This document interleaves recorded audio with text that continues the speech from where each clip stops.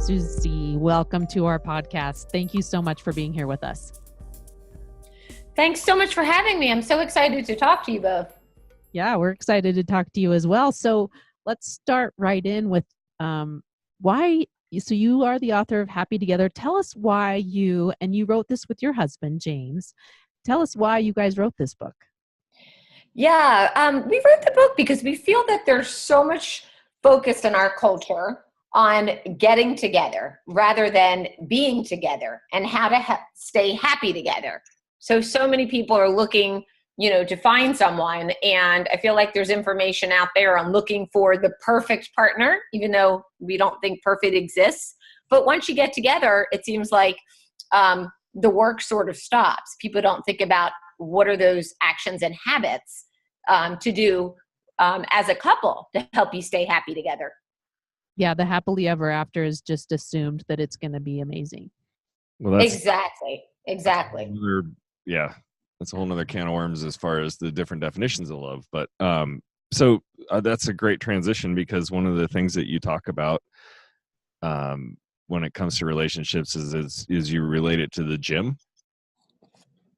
Yes. So we think, happily ever after doesn't just happen. It takes effort. Just like at the gym, nobody would expect just to buy a gym membership or just to go once and that you're going to have, a perfectly fit and healthy body. No, you work at it day in and day out, and you continue exercising your muscles, and your body changes over time. And so too with relationships. You can't just think, oh, I met this person, now we're getting married and we're going to live happily ever after. What are those skills and habits? How can you flex your relationship muscles to work on the relationship? And your relationship will change and evolve over time. So maybe what worked, in the beginning, like at the gym, might not necessarily work, years later, or you need tweaks, because remember, there's two individuals in the relationship and we're both evolving. We hope we're evolving, right? So nobody wants to stay stagnant, and you don't want the relationship to stay stagnant as well. But I think people often don't realize that. We couldn't agree with you more. We do believe that love and relationships, it takes work.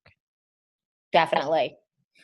Well, not to mention, and I mean, we've met a lot of people over the years who kind of, like you said, they get married, they're in love, and then maybe they have a couple of kids, and then they get stuck into their routines, and the relationship kind of totally falls by the wayside. And it happened to us. So yeah, that did happen to us, definitely in the first half of our marriage. You guys have an advantage, though, in your work and your studies. You probably were more easily able to step into the marriage with open eyes as opposed to what the rest of us are doing. Well, I wouldn't say that. I think we have the same problems everybody else has, or the same sort of problems. I mean, part of the reason we wrote the book was a project for our own marriage as well. I mean, we didn't set out writing a book. We didn't write the book before we got together.